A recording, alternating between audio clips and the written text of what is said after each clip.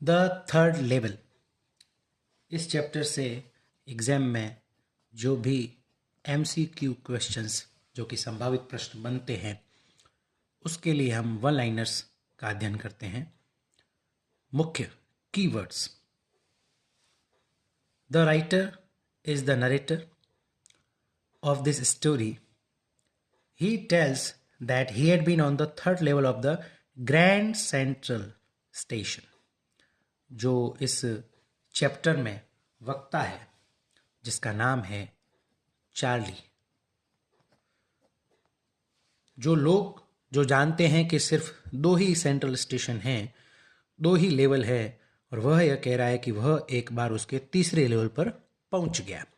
तो इसमें जो क्वेश्चन एग्जाम में बनने वाला है वह है कि ग्रैंड सेंट्रल स्टेशन में, कौन से स्टेशन में? ग्रैंड सेंट्रल स्टेशन में। फिर वह अपने एक दोस्त की बात करता है जिससे वह बात करता है, जो कि एक मनोचिकित्सक है, साइकेट्रिस्ट फ्रेंड। उसका नाम है सैम। जब वह उससे बात करता है तो उसका जो मनोचिकित्सक मित्र है वो एक दावा करता है कि यह तुम्हारा एक वेकिंग ड्रीम था जो कि पूरा हुआ, wish fulfilment. Because he said the writer the narrator was unhappy, कि वह स्वयं वर्तमान से यथार्थ से दुखी है। क्यों? क्योंकि यह जो मॉडर्न वर्ल्ड है is full of insecurity, fear, war, worry, और वह उन सबसे पीछा छुड़ाना चाहता है। ही जस्ट वॉन्टेड टू स्किप। इसलिए तुम्हारी यह मनोरचना है, बाकी वास्तव में ऐसा नहीं है। और फिर तो वह कहता है कि माई स्टैम्प कलेक्टिंग, जो कि ये दूसरा इसका एक शौक है, स्टैम्प कलेक्शन, वो भी एक टेम्परेरी रिफ्यूज है फ्रॉम रियलिटी। और वो तो यह दावा करता है कि इस लेखक के ग्रैंडफादर, और यहाँ तक कि आगे वह बात करते हैं राष्ट्रपति रूजवेल्ट, उनका भी जिक्र है। वे भी स्टैम्प कलेक्ट करते थे, जबकि उन्हें तो किसी रियलिटी से भागना नहीं था। खैर, वह आगे बात करता है कि एक बार रात को ऑफिस में काम करते हुए काफ़ी लेट हो गया और उसे घर जाने के लिए जल्दी थी। तो उसने क्या तय किया, अब एग्जाम ओरिएंटेड जो कि क्वेश्चन बनेगा वो यहाँ से बनेगा। He decided to take the subway from Grand Central because it's faster than the bus. ये क्वेश्चन यहाँ से कुछ भी MCQ में बन सकता है।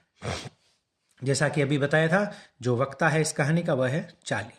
कितने साल का है? 31 ईयर्स। यहाँ से भी एक फैक्चुअल क्वेश्चन बन सकता है मल्टीपल चॉइस क्वेश्चंस में। वह कितने साल का है चार्ली? 31 वर्ष का है, 31 ईयर्स। और वह घर जल्दी क्यों जाना चाहता था? He just wanted to get home to Louisa my wife, the narrator's wife name. यहाँ से भी इसका प्रश्न निर्माण हो सकता है। स्पेलिंग ध्यान रखें, 4 विकल्पों में से यह शब्द आ सकता है। So the author turn it to Grand Central from Vanderbilt Avenue. यह एक एड्रेस है, यहाँ से वह निकल पड़ा। और फिर वह ट्रेन्स थी वो सारी 20वीं सेंचुरी की ही थी। और यहाँ आगे जो इम्पोर्टेंट जो चैप्टर है वो ये है कि उसने अपने आप को पाया third level at Grand Central station, जैसा कि चैप्टर का नाम ही है, शीर्षक का।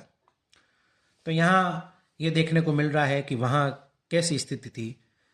That at the man in the booth wore a green eyeshade and long black sleeve protectors. The lights were dim and short of flickering. Then he saw why, वो flickering क्यों हो रही थी, जगबुझ क्यों रही थी? Because they were open flame gas lights. और जैसा कि यह 19वीं शताब्दी के अंत में ऐसी प्रचलन में थी गैस लाइट्स, और वह अतीत में चला गया था जैसा उसने बताया। देर वर ब्रास स्पिटन्स ऑन द फ्लोर। ये सारा विशद वर्णन है कि वह प्राचीन काल के किसी एक रेलवे स्टेशन के पार्ट में वह पहुंच चुका है। उसने देखा एक आदमी को जो was pulling a gold watch from his vest pocket, और यह उस समय प्रचलन में नहीं था। और वहीं एक ऐसे व्यक्ति को देखा, he wore a derby hat, black four button suit with tiny लेपल्स।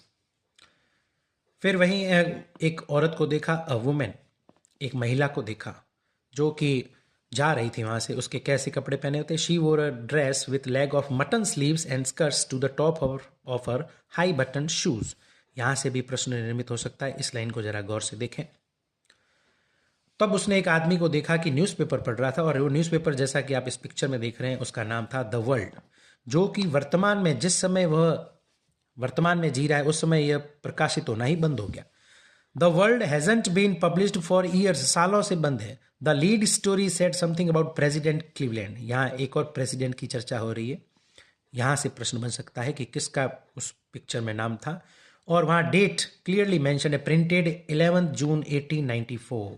ध्यान देवें, इस तारीख को याद करें, एग्जाम में यह प्रश्न निर्मित हो सकता है. और यहाँ I wanted 2 tickets to Galesburg, Illinois. यहाँ से प्रश्न और आगे बढ़ेगा. जैसे ही वह टिकट विंडो में गया, the clerk figured the fare, उसने कैलकुलेट किया फेयर. फेयर मीन्स किराया, टिकट का जो किराया था. He glanced at my fancy headband, my refers to author's, but he figured the fare and I had enough for 2 coach tickets. उसने, लेखक ने यह बताया कि उसके पास 2 कोच टिकट जितने का किराया तो पैसा था, लेकिन one way. But when I counted out the money and looked up, the clerk was staring at me. उसने उसको घूरा. He nodded at the bills.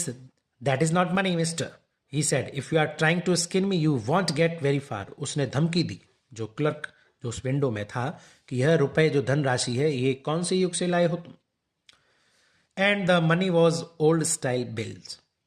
तो उसी समय इसने तय किया कि अरे मैं कहाँ आ गया, और वहां से भाग खड़ा हुआ. नेक्स्ट डे ड्यूरिंग लंच और आई ड्रू $300. लेखक बता रहा है, और यहां से प्रश्न निर्मित होगा परीक्षा की दृष्टि से. $300 उसने बैंक से निकाले. Nearly all we had and bought old style currency, जैसा कि पुराना जो कि मुद्रा है पुरानी, वह खरीदी उसने. That really worried my psychiatrist friend.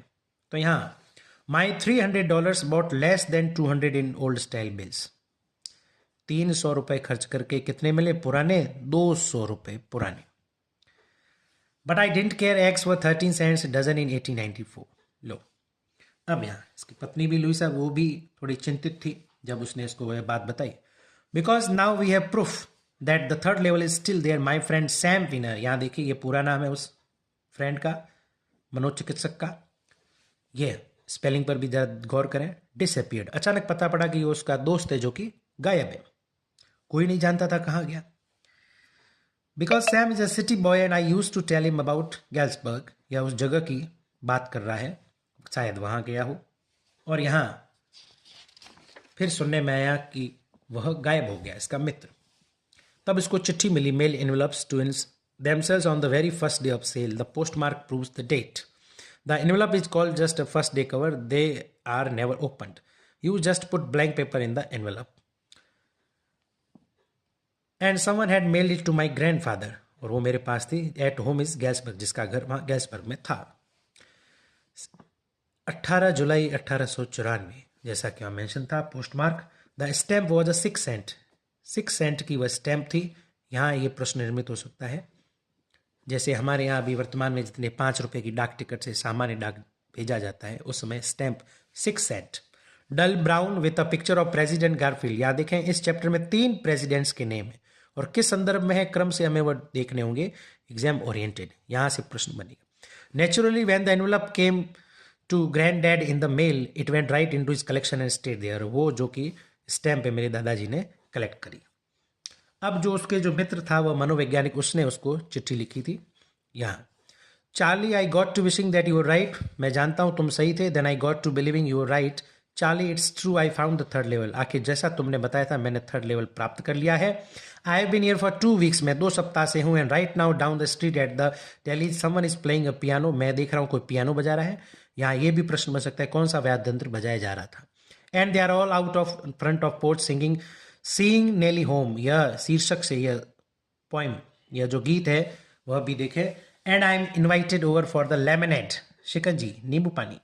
Come on back Charlie and Louisa, keep looking till you find the third level. ढूंढते रहो, इट्स वर्थ इट. वाकई में यह आने योग्य है. बिलीव मी, मेरा विश्वास करो.